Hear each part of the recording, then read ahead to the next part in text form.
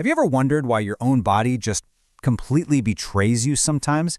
I mean, you know you're perfectly safe. Maybe you're just looking at a tiny house spider or standing near a totally sturdy waist-high balcony railing. But out of nowhere, your heart is literally pounding out of your chest, you're sweating, and you feel this intense, undeniable panic.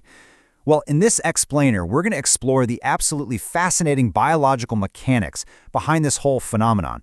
We're going to uncover exactly why our bodies react with such sudden, intense terror to things our logical minds know are, well, virtually harmless.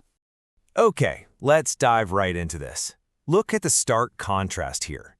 On one side, we've got our everyday, 21st century reality. You're looking down from a secure, reinforced, architecturally sound balcony. You are entirely safe. But to your amygdala, that ancient fear center in your brain, yeah, it doesn't see a modern, harmless situation. It reacts with prehistoric life-or-death stakes. As far as your brain is concerned, a saber-toothed tiger is mid-pounce, and your life is about to end. It's a total mismatch. So to really grasp how this happens, here's our evolutionary time travel itinerary for today. We'll start with the prehistoric brain hijack, then look at the anatomy of a panic.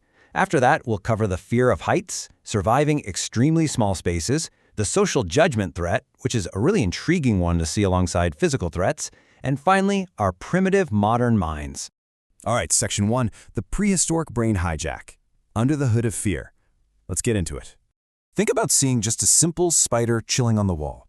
The exact moment your eyes register that eight-legged shape, your modern, logical brain, the part of you that knows about rolled-up magazines, pest control, and paying a mortgage, it gets completely hijacked by a primitive survival script.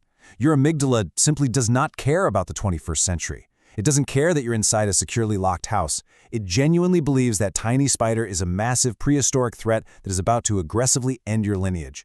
Biology just immediately grabs the steering wheel right away from logic. Moving on to Section 2, Anatomy of a Panic, the biological foundation. Now, what's really interesting about this is the sheer speed of this biological cascade. We are not talking about a gradual buildup here. This entire process prepares your body for survival in literally mere milliseconds. Step 1, the amygdala triggers the central alarm system. Boom. Step 2, almost instantaneously, your pupils dilate. Why? Well, your body is trying to flood your eyes with as much light as possible so you can visually spot incoming predators or scope out escape routes. And step 3, your blood completely redirects.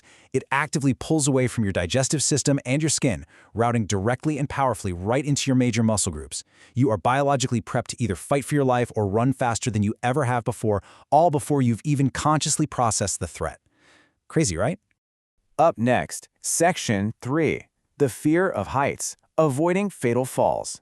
We call it acrophobia.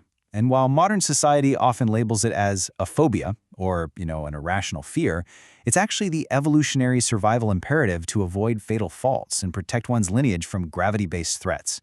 When we define this fear strictly through its biological purpose, it kind of changes everything, doesn't it? It completely normalizes the reaction. This isn't some defect in your brain. It's actually a highly successful survival mechanism. Early humans who possessed a healthy, intense fear of high ledges, they stayed away from cliffs, they survived, and they passed their genes on to you. The ones who weren't afraid, well, gravity pretty much took care of them. Let's move to Section 4 and see how this builds. Surviving extremely small spaces, escaping entrapment.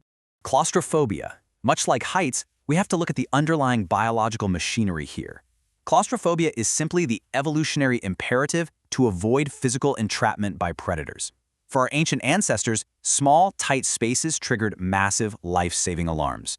I mean, if you were cornered in a cave or wedged into a narrow ravine, it meant you had absolutely no escape route if a predator found you. So your brain is aggressively hardwired to keep you in open environments where you can mobilize those major muscle groups we talked about earlier and just run.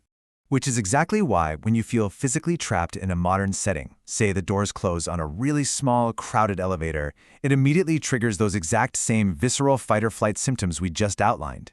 You get the immediate amygdala hijack. You get the millisecond pupil dilation. You get the rapid blood redirection for escape. Your logical brain might know that the elevator is a marvel of modern engineering, perfectly safe, routinely inspected, the whole shebang. But your ancient biology? It is screaming at you that you are cornered in a cave and in mortal danger. Okay, Section 5, the social judgment threat, tribal cohesion. This one is fascinating. Let's look at social phobia. We almost always frame this as a purely modern psychological anxiety, but it's actually the biological imperative to maintain tribal cohesion. Now, why on earth is this a survival mechanism? Because for early humans, being ostracized historically meant certain death. You could not survive the prehistoric world entirely on your own.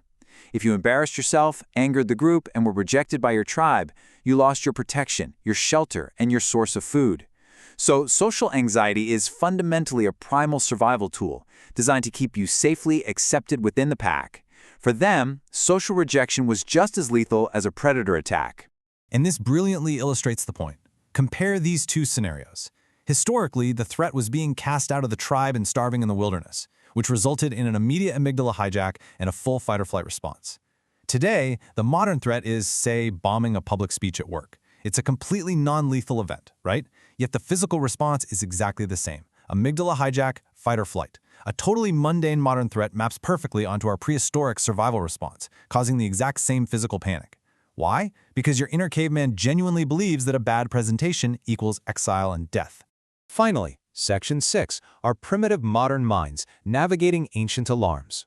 So the crucial point here is that your so-called irrational modern fears are actually highly evolved, deeply ingrained survival mechanisms. We absolutely need to remove the stigma from these intense physical reactions. When your heart races on a balcony or in a crowded room, your body isn't broken. You aren't weak. You're simply experiencing the activation of your body's ultimate, albeit, very outdated, protection system.